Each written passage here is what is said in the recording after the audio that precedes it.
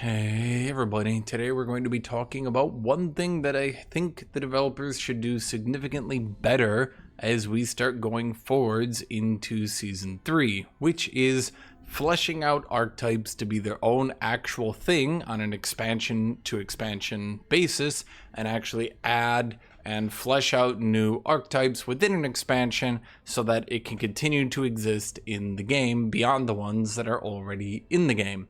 Now, I did say in Season 3, because I do believe with Season 3 all but confirmed, and my videos staying up for literally ever, that there's really no point to, not saying Season 3. Like, obviously this game's going to be getting a Season 3. If I'm wrong, strike me with lightning, or I guess just put pie in my face for making this video. But there's basically no reason that this game would not be getting a Season 3. But I think one thing that this game has done very, very poorly is they do expansions, and I'm going to be going over the expansions right after this, so don't take this little segment here as gospel for it. And just for this entire video, I'm not trying to be overly negative towards the developers. I'm trying to come at this from more of a critique angle, where I hope that they do this better because it would open up significantly more design space and give them a lot more lateral progression when it comes to content, adding things into the game that aren't required. Because especially as we start moving forward into Season 3, Season 4, as they support this game going into its third year, maybe even its fourth year, into its fifth year, I think that they're going to need lots of things that they can actually add into the game that aren't just stacking onto the game. The tome system is fine, but they need more stuff they can do. There are themes that are already in the game, but all the ones that are in the game and fleshed out to an adequate degree have been in the game since it launched. We can see here that all the tomes that use souls have the soul harvest mechanic. Souls are an actual theme. They are in the game. Undead are in the game, and because of that, in fact, if you actually go this tome, by the way, you can already start reanimating people. You can see right there. This is how you unlock reanimation. So you can already start reanimating heroes once you already have soul harvest. So technically you can get your own heroes killed and then reanimated. Not your ruler, because he automatic. Don't do that one. But you get the idea, right? Anyway, I think that the themes in the game that are fleshed out already are great and they're good, but they haven't added a new one since the game is launched. The hero affinities in the game can buff up certain things. For example, we have the theme of crits, and you can give your army crit and stuff like that, and that's kind of cool. You've got the theme of beasts, and beasts have a affinity where you can give them flanker, defense, resistance to all beasts in that army. Beasts are actually wonderfully done in the beta, especially. There's just a lot of synergy with beasts. Animal kinship means that your race, even if all you're using is heroes, wild speakers, and beasts, animal kinship makes your race play significantly stronger around beasts. Up here, we see one of the most important things that I really think the developers should go more for is empowered beasts. This is an enchantment that only affects unplayable animals, because animals are always going to be unplayable. You literally can't turn your race into animals, and gives them one of the largest buffs, actually, that you can reasonably do. Empowered Beasts is so strong that it typically makes up for any penalties that the beast would have. It is as powerful as like 2, maybe 3 different racial transformations at once.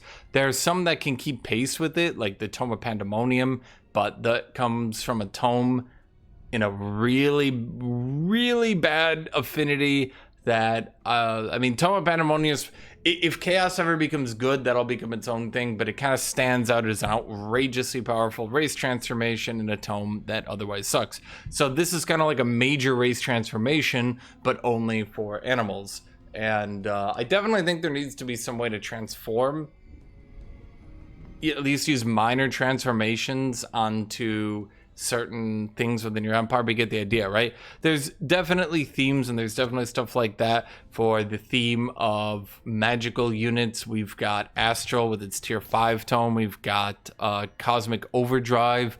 All magic origin and combat summons get more damage and very fast movement. This allows them to keep up with mounted units. This allows them to keep up with the damage that will often come through, once again, of racial transformations. So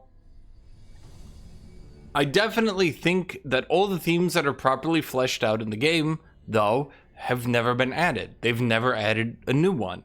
Now, they have sort of tried to add new ones into the game, but the way they do that is they just add them into Force of Nature. Force of Nature was originally didn't affect dragons, then it was added to dragons, then it was added to Naga during when they finally added Naga, and Force of Nature goes through and buffs this stuff, but it just keeps getting updated to buff new things. We've got another one like the Tome of the Creator had Shaper's Touch was changed and now buffs elementals and constructs, so it can buff elemental transformation. You can do elemental transformation into Shaper's Touch. It can also be used to give large buffs to constructs. This did sort of cheapen that it was trying to make constructs and constructs only really good, and those were non-player, but and you know, maybe at some point they could go through and actually touch constructs, because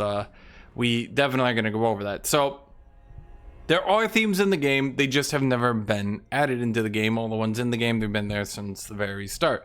Now, they have made some little attempts to add new themes into the game, but what I want to do real quickly here, so I tried to zoom in a little bit more, and it, boy, it really did not like that. Let me just zoom out then. They've tried, and I'm going to critique all these expansions for how these have failed. So we go into Dragon Dawn. Now, Dragon Dawn is probably the most successful attempt at this, because they sort of like went into the base game and they changed Force of Nature, and now Force of Nature affects dragons. Dragons are probably the most viable of the things that they've added, because they've actually gone through and they've tried to keep dragons relevant through Force of Nature and stuff like that. But even then, it is a build. It's like it's out there. The Ascended trait for dragons is the most OP one in the game, but reasonably, dragons suffer from the mythic issue. They suffer from being non-racial, and they suffer from the fact that the devs really didn't actually do that much to support them. Now, what do I mean? For dragons, we only got 2 tomes. One tome tried to fit way too much, in my opinion, into the larger game itself, and didn't really try to actually flesh out dragons at all. Tome of Evolution just tries to buff promote units. It doesn't actually really affect dragons. It will later affect dragons with one of its it will later affect dragons with one of its little things, but realistically it doesn't actually do anything to help dragons. Realistically, you could do a dragon build where you just skip Tome of Evolution and go Tome of Dragons, and end up being a dragon build anyway, so let's just say that wasn't a great one. Tome of Dragons itself added dragons and literally no support for it. I guess the idea here is you get big dragons and that's it. Now, the way they do dragons, there's no dragon resource like souls. There's no dragon culture. Typically what they do when they're trying to flesh out a theme like this is they add a culture to it. Cultures are the most unique things in the game, but I'm not really sure what I'm talking about here can really be made to work as a culture. So they talk a lot about vampires, and they talk a lot about wanting to do vampires, right? But I should make sure to like and subscribe. We're still like 1 to 2 minutes into the video, right? Make sure to like, make sure to subscribe, make sure to leave a comment down below, and this will be a lot of me rambling, so this will probably only be like 30 minutes of me rambling, but you get the idea, right? Yeah. If you want to listen, listen. If you don't want to listen, just, I guess, use me as a podcast and put me on the other monitor and listen anyway. So the problem with Tome of the Dragons is they didn't really add any support to dragons. Do I want to do a dragon build? Well, eventually I just slot in Tome of Dragons. I put in young dragons into my army. I level them up, and now I got dragons. And that's a dragon build. It's not really fleshed out. It's not really there. I mean, the example I was going to use here, but I couldn't really find a good way to do it, and I'd already spent 45 minutes looking at it, was Magic the Gathering. Magic the Gathering has a funny thing they do. You guys can barely see it, but Magic the Gathering will often add blocks, which is like, I think for werewolves, they did werewolves in 2011, 2016, 2021. Did they do it every 5 years? Maybe it was like 2023. Every like couple of times they go back and they touch up on werewolves, but they don't really try to like sit here and try to just, we're gonna buff werewolves, and we're gonna, you know, they don't like, werewolves aren't a core integral part of the game. Mermaids are also a theme. Goblins are a theme. They got a theme of just humans, white weenies, but that one's more of a core theme to the game. They do try to actually touch that one up a lot. And I think Magic the Gathering is kind of coming at, like, that's sort of where I'm coming at this idea here, that if they want more lateral progression for their game, and they want a lot of content that they continue to add into the game indefinitely, and vampires, I hope, by the way, I hope vampires are not just like a tome. I hope there's no tome of just vampirism, and at tier 3 you just turn your race into vampires and that's it. Now they all suck blood and get lifesteal and stuff like that. That'd be very boring to me, and I actually hope that's not what they're trying to do. If they are trying to do that, I hope I did make them just feel bad, but that would be boring. That would be really, really boring. When I think vampires, I'm thinking either an entire culture, vampire culture, or I'm thinking like an entire idea of vampire, like 4 or 5 different tomes of vampire. A tier 5 tome of the vampire lord, right? Like, that's what I'm thinking when I'm thinking vampires. I want an entire fleshed out identity going towards vampires. I don't just want what happened with everything I'm going to be going over here, where all the themes that they try to do, all the themes they fleshed out, I really hope it doesn't just become Tome of Dragons. And now you transform your race into a dragon, and oh, well, that's actually not good, is it? Because now that your race is a dragon, this unfortunately now means they can't really give any buffs to dragons, because you just get a buff to dragon. You can now just do racial dragons and then also get those buffs. So dragons are in a weird spot where you can technically make your race dragons, but there are dragon units. So they probably at some point, if they wanted to revisit dragon decks and tracks. If they wanted to revisit dragon builds and flesh them out a little bit more with some other stuff, they would definitely have to do a bit of work now. And Tome of Dragons itself also tried to incorporate into the greater game. We've got a siege project, which is fine. We've got a buff for battle mages. We've got a combat heal that cleanses. Tome of Dragons kind of suffers from the fact that it's trying to carry the entirety of the dragon identity, but the entire dragon identity is just doing one research on young dragons, or doing one research on dragon transformation, or just doing both. And realistically, these options are a bit boring. Now, that's a bit because the tome system is limited. The more I play this game, the more I kind of realize that the tome system is sort of limited, that you... Like, realistically, I think that it might actually be best if they limited you to 3 of each tier. So to do 3 tier 1, 3 tier 2. Well, you don't actually have to do tier 2. 3 tier 1s, 3 tier 1 or 2s, 3 tier 3. I think that might actually be better. As we continue to play this game, the design space of the game, in a lot of ways, is closed. Because especially as we start going to tier 3, you do Tome of Dragons and half your tier 3s are gone.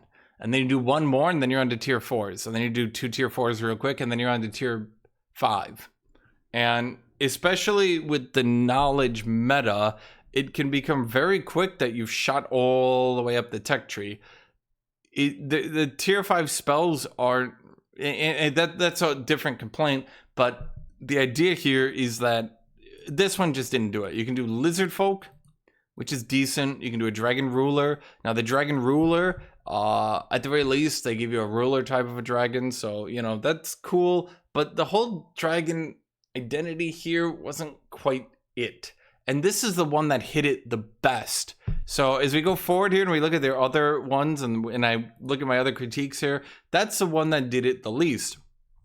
Empire in Ashes has a problem here where once again it has failed pretty hard, although we don't get a tome list, which is awkward.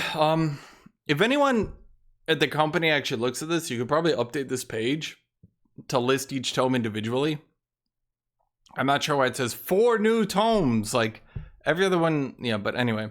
So, sharpen your anti-magic prowess, unlock the secret of transmutation, and muster legions of machines and automaton. Bring forth mechanical wonders and dominate the battlefield like never before. Okay, let me go through this one. So, this is the expansion that they were trying to add constructs. They're trying to make a construct build. They were. There are in fact 2 different tomes. One of them is called Tome of the Construct, that buffs constructs, although I'll get into it. Let me actually launch the game here because it's a bit awkward now not being able to see it. They don't even list the names? Well, okay, let's just launch here and I'll just... it's all my videos. I can't have it open while I'm looking at the background, which makes this a bit awkward. I could try with the low FPS mode. I think there's a mode I can do here, although I don't obviously use it for streaming because every time I tabbed out, it would, well, every time I like looked at anything else, it would look like crap. But I could do limit background performance. That one might work here. So let's look at the tomes that they then did for this one. Okay, how did we support Tome of the how do we support constructs, really, right? So Tome of Alchemy, but alchemy is not really constructs. I mean, this one seems to be more the throwaway tome, which is a problem, by the way. When you can only add 4 tomes in an expansion, it is a problem when one of them is a throwaway. It's not even with the theme. When you got a theme of constructs going on in this expansion, and one of them has nothing to do with that theme, which is okay. But as we look into the next one, let's look into the problem with the Tome of the Construct. Tome of the Construct has a problem where it doesn't actually buff constructs. In fact, Tome of the Construct is bad for construct builds. It's not useless for construct builds. It's not terrible for construct builds, but it really suffers from some problems for construct builds. We have a spell here that was designed to buff constructs really hard. We have another spell here designed to buff constructs really hard. We have Compounding Defense, meant to buff all the best construct units. Maybe it could do effects type of units. Shield, Polearm, Fighter, Construct. But you get the idea here, right? Unfortunately, Linked Minds just makes your race get hyper awareness. It's another race transformation. We're talking about another time where trying to make racial units step in. It's like every single time actual themed builds are trying to do their own theme, by the way. Like themed off to the side builds that aren't just racial builds, they're trying to do their own thing. It's like the water pipe beam, all the water is going into racial builds, and here we got the non-racial builds are just getting like drips of water on them. Linked Mind means that this entire build, this entire tome is stolen instead by, well, racial units. This single racial transformation does it, because this says friendly construct or linked mind units. Well, if they're all linked minds, then, it doesn't even target friendly construct. It targets friendly construct or linked mind unit. So actually, this entire build typically works best in a non-construct build. This is actually not even good in a construct build because Compounding Defense doesn't actually affect constructs. A lot of the higher end constructs will be mythics. In fact, literally every higher end construct is a mythic. So Compounding Defense literally does Nothing. If compounding defense was at least changed to effects types of unit, construct, this might make sense here. But it doesn't. So Tome of the Construct is bad for constructs. Normally this game doesn't actually do stuff like that, which is why this one's kind of particularly funny to me. Because like you wouldn't say Tome of Necromancy is bad for necromancers. You wouldn't say Tome of Souls is bad for souls. You wouldn't say Tome of Evocation is bad for evoking. But Tome of the Construct is definitely bad for constructs. So that takes us to Tome of the Dreadnought. Now, Tome of the Dreadnought, unfortunately, like Tome of the Dragons, comes down with the issue that it's single-handedly trying to support the entire build itself. And we have the problem here where it is trying to support the entire build itself. Warding Metals does finally buff constructs. So all shields and constructed units get warded. So this does allow us to buff those mythic units at the high end. Warded allows them to get resistance against magic attacks, which is, well, I mean, pretty good to get resistance against magic attacks, right? We do get the Ironclad, which sucks to this day, but hypothetically could have been good. War Foundry is outright incredible. All constructs units get +2 ranks, including mythic units. Almost all constructs are produced, so this one's actually quite good as well. So this tome is really, really good at buffing constructs. Where do we get into the problem then? Well, we have Construct Brave Bombard. Now this one's good for getting another construct onto the battlefield during a siege, but only a siege. And of course, the Great Bombard itself is a siegecraft unit, so it can't be buffed by anything. It's very limited in its use. In fact, it's not even good. It could hypothetically be good. Being bad doesn't mean they didn't try. So we do have a siege project that gives you a construct. Tuning kits is actually quite good as well. Again, I think actually I think this one might be better than Dragons at actually supporting its archetype. Although Tome of Dragons did give you a dragon ruler. I don't know, which one do you think was better? Was Tome of Dragons better at supporting dragons? Or was Tome of Dreadnought better at supporting construct builds? Tome of the Dreadnought still tries to this day. I think I think constructs suffer more from constructs just are bad. I think constructs are just bad, and I think that's kind of their biggest flaw. Like, the units themselves are not good. Like, if Ironclad was actually good, this was buffed to 10-10, if this was 25-25, it still wouldn't be good, but we'd be getting somewhere, right? I guess I'm just saying that, like, I mean, Golden Golem does, like, no damage. Ironclad is just not the greatest either. And eventually, unfortunately, our Progenitor Golem over... Is it Progenitor? Severing Golem. Eventually, our Severing Golem does fall off as his damage just can't keep up with how many racial transformations hit the field. So, unfortunately... Yeah, I think, well, I mean, it comes down to supporting, right? Does Tome of Dragons support dragons more? It's not about who's better, right? I mean, this does more. You can do 1, 2, 3, 4 different researches for constructs, right? Whereas in Tome of Dragons, you can do young dragons or dragon transformation. I guess you can combine them, but that's literally it. So I would actually say no. I would actually say constructs are probably more fleshed out. They did a better job trying. I want to say Hyperlink Minds just sort of stole it from them. At either rate, Tome of the Dreadnought suffers from the same problem that, in my opinion, the Tome system has, and why they really need to flesh this stuff out a bit more to begin with. In that, and by the way, if anyone's possibly watching this, Overcharge still says, oh no, it was changed to 50%, not 50. No, you guys did it. Woo, good job.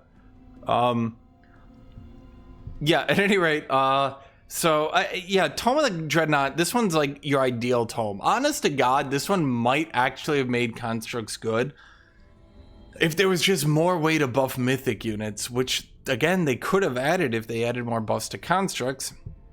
Even Tome of Severing could have done something for constructs, right? Even if Disrupting Blades affected constructs, just down here, constructs, right? Then it would maybe affect Severing Golem, or it's not Severing Golem, who's that other dude?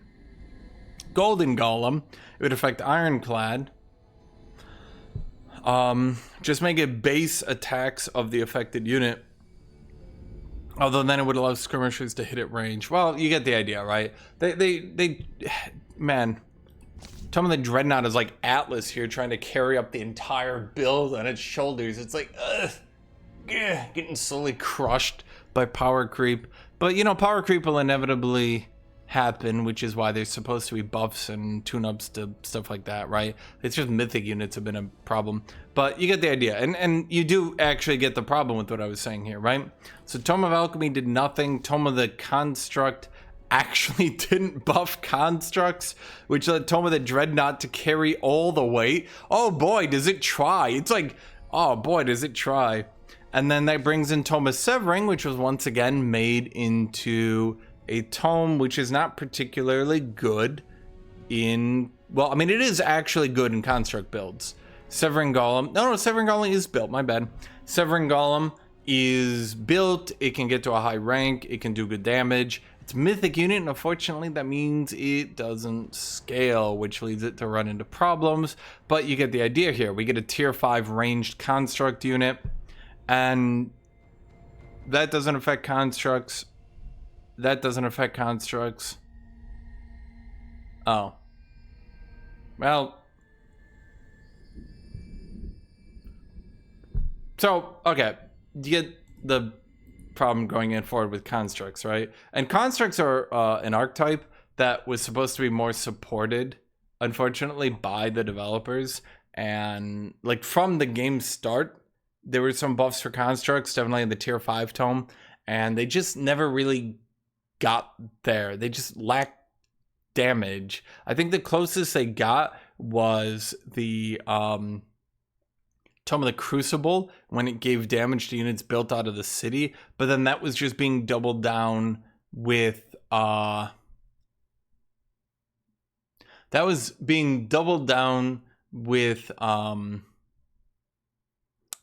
ranged units to double buff ranged units, which almost made them viable, so it had to be nerfed. They could have changed Tome of the Crucible, so units produced in the city that were non-racial got buffed. That could have done a good job. But, okay, let's move forward here. So, Dragon Dawn barely fleshed out dragons. Empire and Ashes was mostly Tome of the Dreadnought. Primal Fury, now, the whole terraforming and that stuff, that was all the Primal Culture. Cultures, of course, can do a lot to actually flesh themselves out. There were 2 tomes of magic. This is actually very frustrating to me. In fact, I'm gonna go. We're going back. We're going back because I want to talk about this one real quick here too. Tome of the Fey Mists is one of the biggest, in my mind. Tome of the Fey Mists is one of the biggest, like, and then what tomes, or the biggest, like, go on tomes. It itself is entirely up. It's like it's an entire play style, but only within a tome, and it's very complicated. It takes a while to describe Fey Mist, and in fact, it was so good at launch because once you did understand it, it just broke the game, that they had to rework a lot of things, and then eventually got itself down to a more balanced state. But Tome of the Fey Mists does this entire Fey archetype.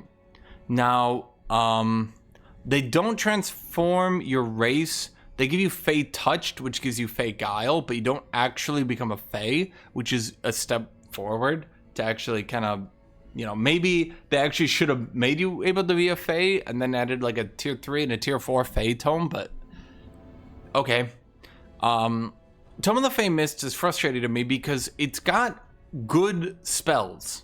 It's got good, all 5 of these are perfect, and they all synergize with each other perfect. And it's got a special province improvement that gives itself, like, perfect synergy with the whole forest Fey thing, right?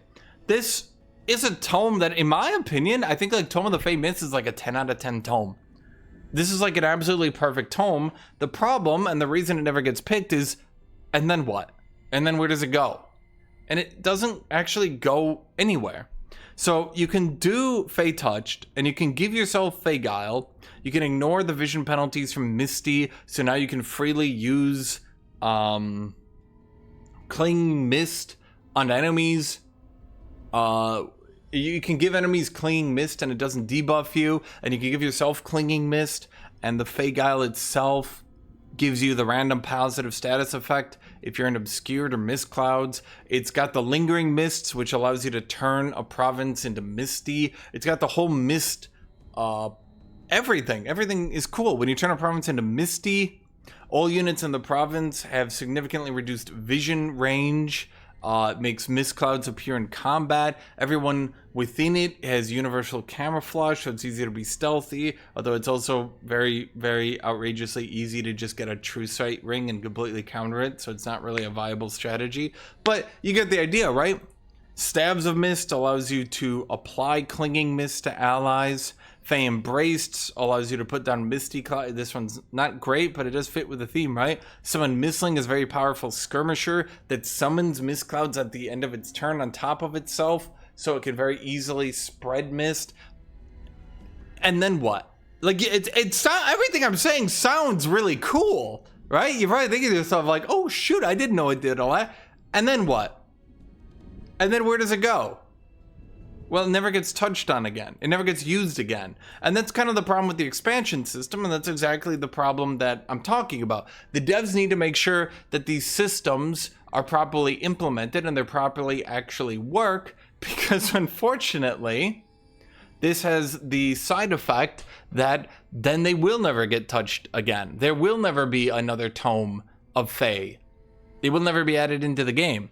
They could maybe try to rework the game a little bit so that one of the future tomes does something, but that would involve a rework. The game itself, as of right now, doesn't actually involve anything.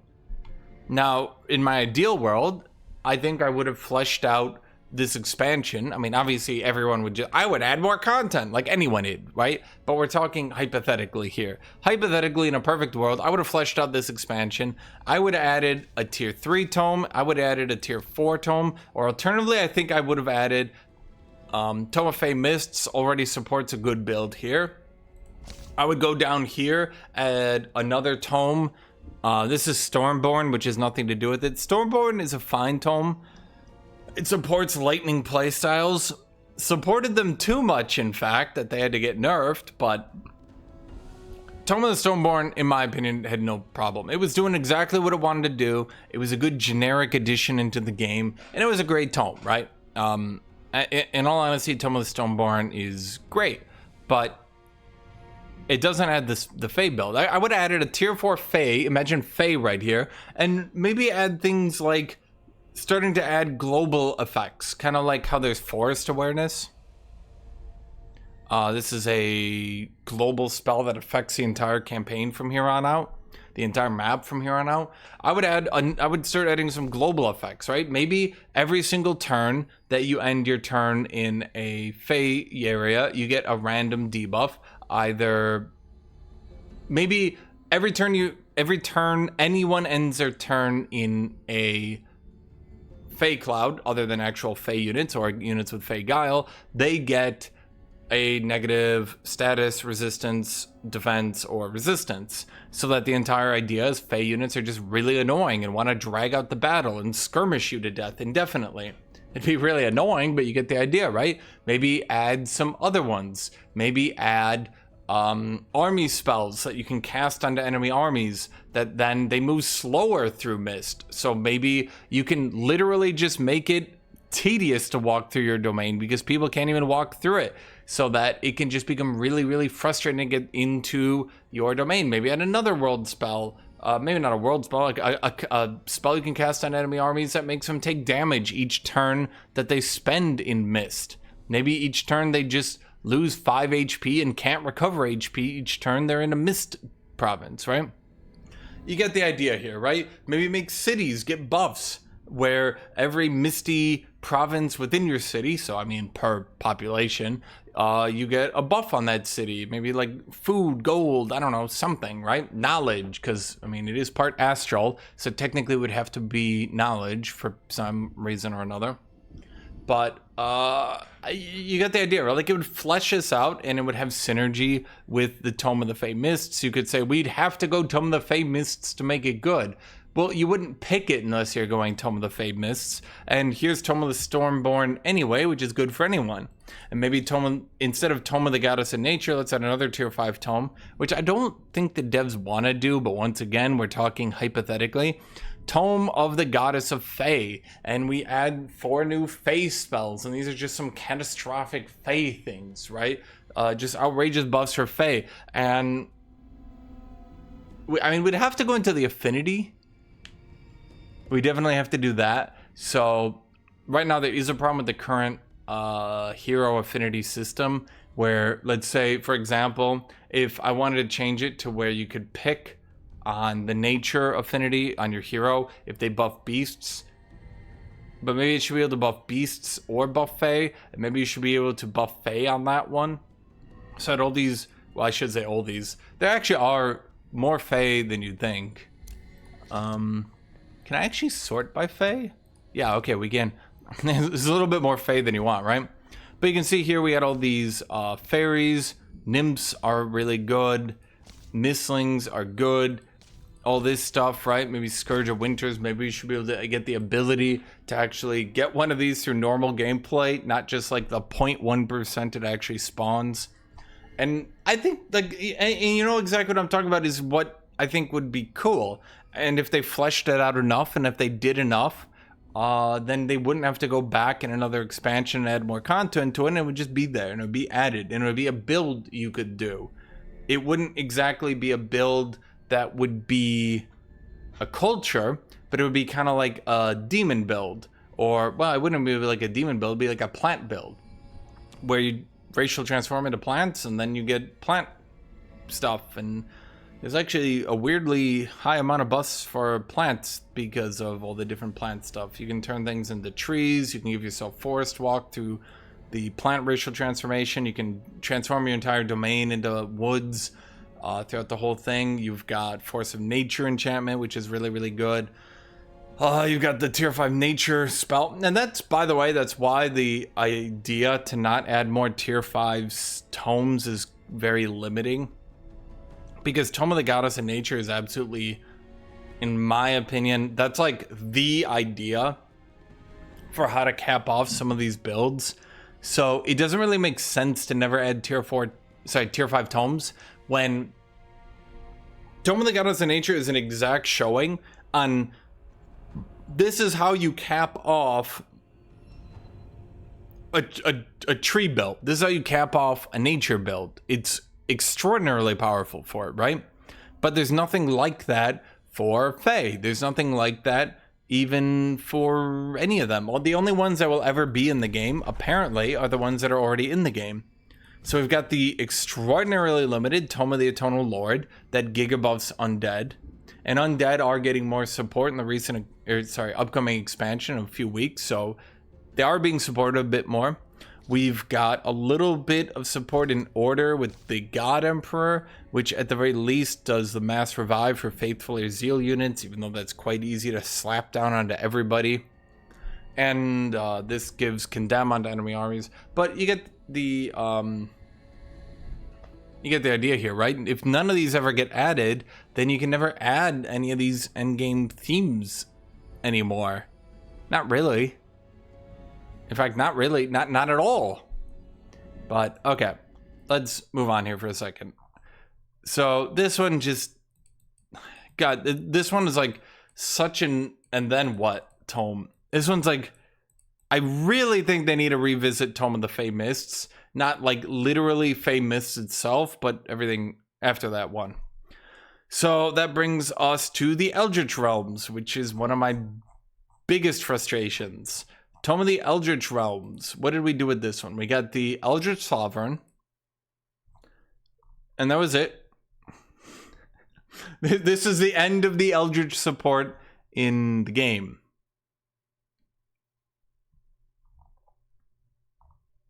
The tomes themselves, of which there were only 3, added Tome of the Cleansing Flame, which allowed you to flesh out faith builds a lot better.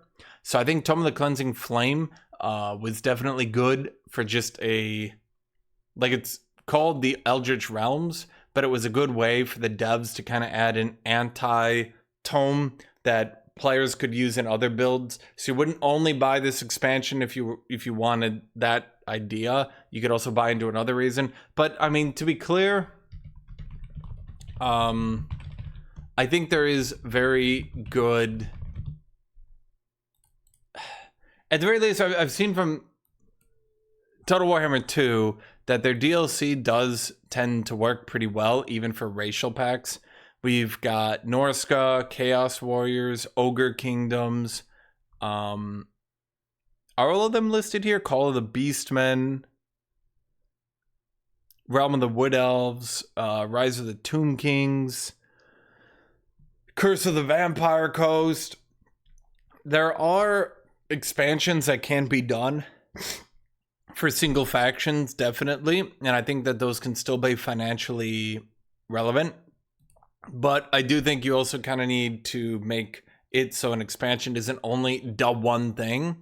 But I think it wouldn't be the worst thing to, if you can't dedicate a culture to every single build idea, which, I mean, you clearly can't dedicate a culture to every single build idea. It takes a lot of effort, apparently, to add cultures. Although they've done a good job adding a lot more, you need to make sure that they're open-ended, and you need to make sure you're not just adding culture of Fae. It's just Fae culture. You know, a lot of their cultures are very open-ended and can be done into any different way, and you can't just add a new culture that just does that and then add 4 tomes, right?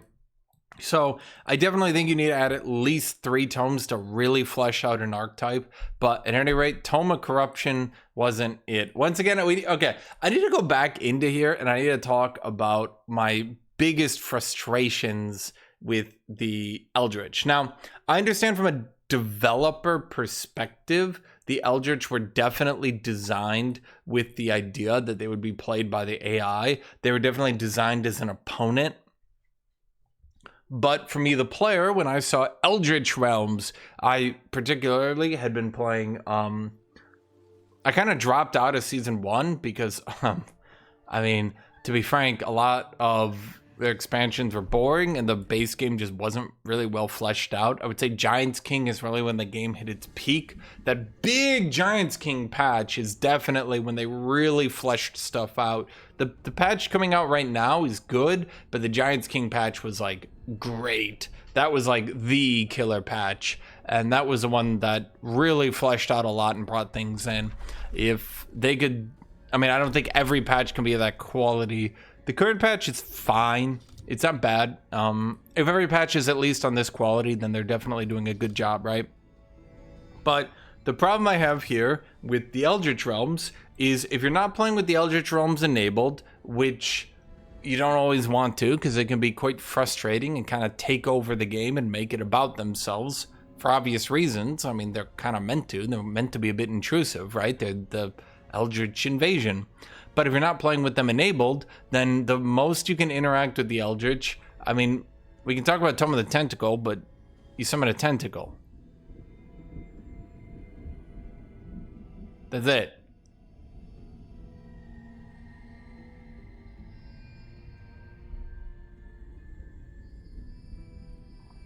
Okay. I don't really know a better way to put it. Tome of Corruption. The only thing you do here is you summon Umbral Mistress. That's it. That's the most you can do with Eldritch. Now you can do an Eldritch Ruler, and the Eldritch Ruler can get like the Tyrant's Retinue to spawn the little spittering next to him, and it is pretty good at being an Eldritch Lord. But realistically, this suffers once again from racial units getting 99% of the content and non-racial builds dying. Unless Eldritch was actually made a culture, there was unfortunately no real way it could have worked. Definitely not within one tome and definitely not within one summon. So if you want to do an Eldritch build and summon Eldritch units and use lots of Eldritch stuff, well, you're shit out of luck, apparently. It's just totally unsupported. I don't think they even designed it to be supported, but it's one of my greatest frustrations because I really, really just wish that it was supported. I would like to do an Umbral build. I'd like to do that. I'd like to do a build focused on that. And I do know that the way it's actually implemented right now, like I would just head this off at the pass, okay? Like I do know you guys are about to come at me and be like, Well, these units would never work under player control. The Umbral Tyrant is designed to be used by the AI, the flesh, not the... A lot of these units are just quite... Where is that dude? The Umbral Juggernaut is a bit overstat. He summons the 3 Spitterlings when he dies. The events when they summon all the black mist under themselves are just quite oppressive, blah, blah, blah, blah. Like, I get all that. Like, they were designed like that, right? But I'm just saying that they could have been designed from a different way. They weren't, and they were designed more as an enemy, and that's fine. It gave single players a lot of stuff to do, but I would also say that, I mean, I'm not going to go into the whole problem. I think the Umbral Realm definitely had a lot of problems with integrating more into the base game. Most people don't play with the Umbral Realms enabled because it can be quite frustrating, which means most people don't really interact with the Umbral Realms at all. It does have a story realm, but I mean, a story realm's good. I mean, it's great content. It's just, you know, cool, I guess. It's disappointing to me. The most you can do, you know, I do that in every video, and every time I back out, like it's gonna go back to the tomes, but the tomes are right there. Most you can do is summon Umbral Mistress. Now you can turn your race into the Umbral Demon, but even the Umbral Demon transformation, I'm gonna be real with you, isn't that amazing. If we look at a lot of the Umbral units, they have a certain aesthetic and a vibe going on with them. They're all like discontorted. In fact, none of them are floating.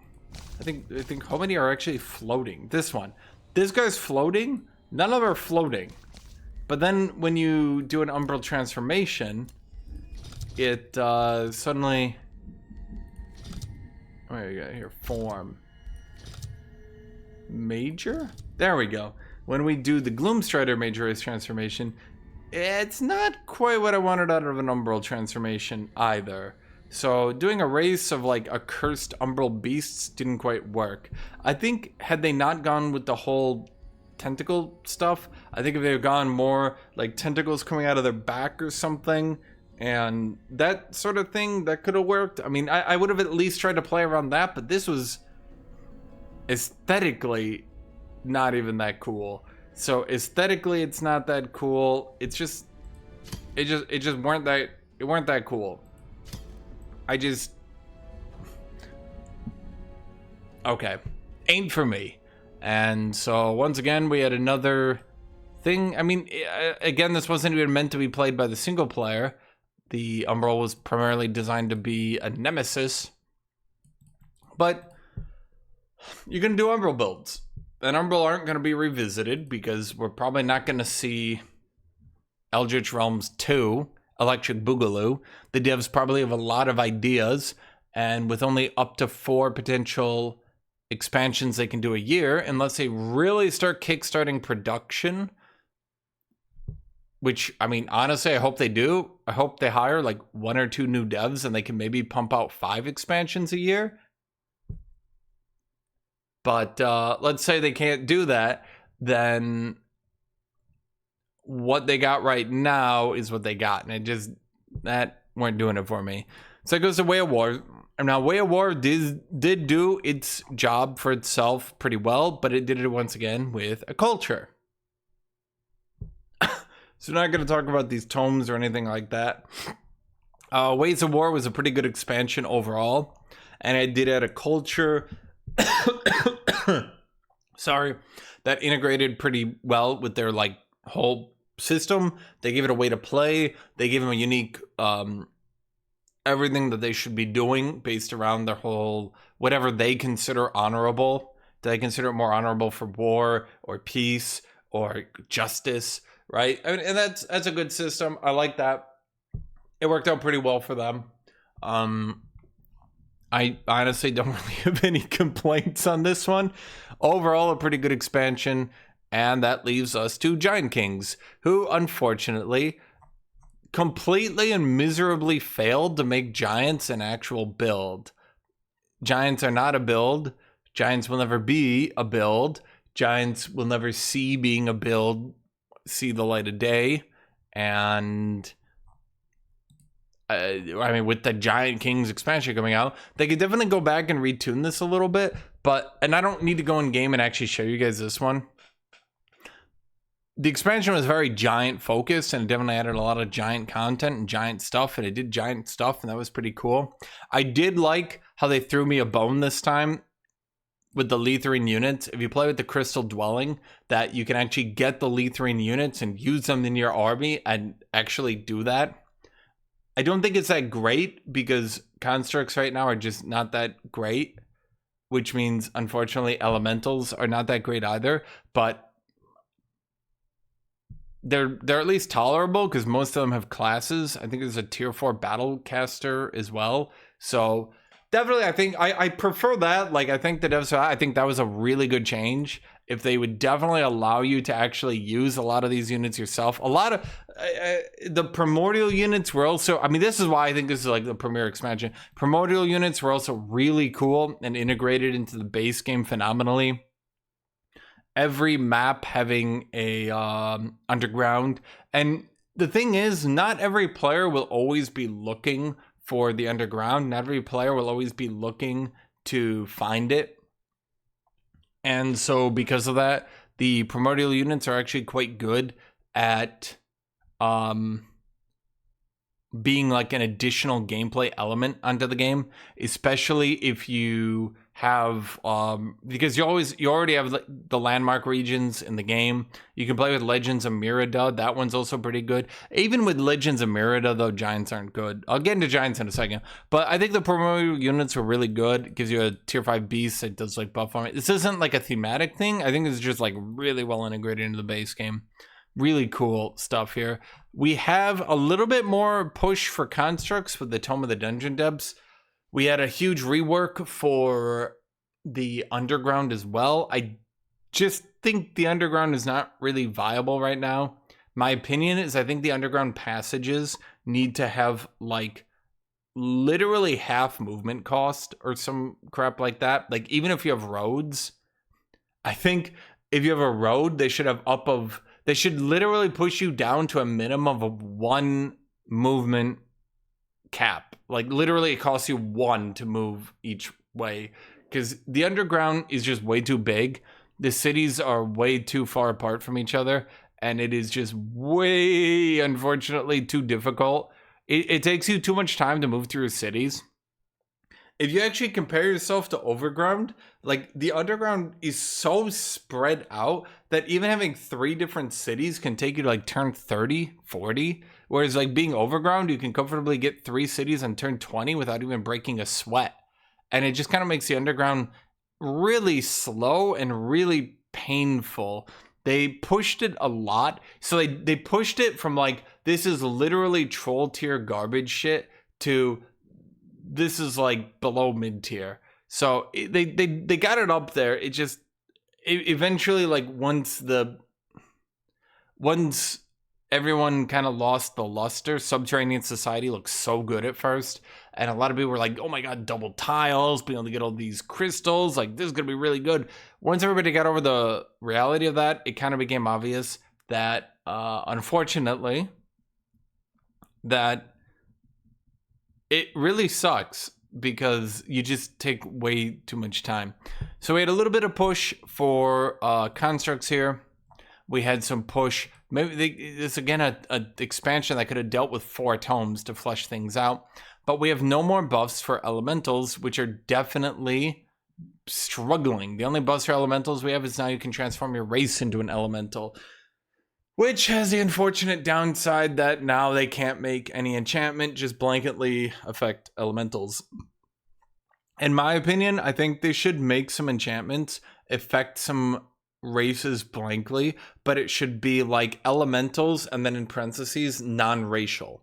So it'll affect the unit if it's like a shock, shield, charge, any, you know, if it's any of those types of units already listed, and then in addition it could maybe be like elemental non-racial, so just like elemental units themselves could also then get this buff maybe, and that sort of thing would help. But at any rate, it didn't give any help to elementals. Other than that, it was an outrageously good expansion. It really was. but it didn't push an archetype. And I really want archetypes.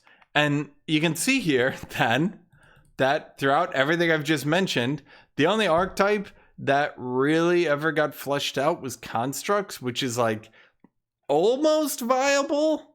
It's like almost playable. At this point, it's mostly struggling because mythic units just cannot get buffed enough. And they could put way more enchantments that could affect mythic units into the game, either directly through just putting them into the game, like just surgically inserting them into the game, or they could just put them into the game by affecting some enchantments so that they affect more units more. But definitely minor race transformations not being able to affect these non-racial units is really, really killer.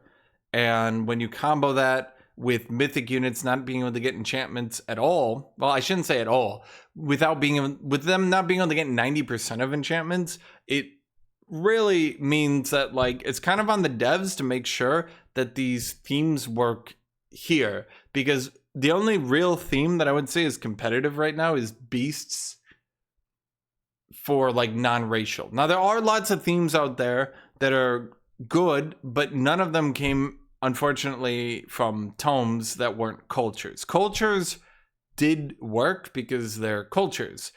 Unless you're Reavers, then you didn't work and you've never been really buffed up to be viable.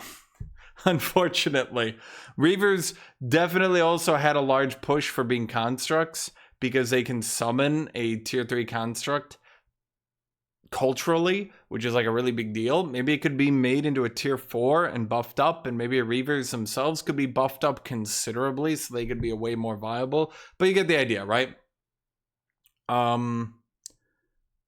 Unfortunately, the biggest flaw, I would actually say this myself, I think the biggest flaw that developers have run into is they haven't pushed any themes that are new into the game.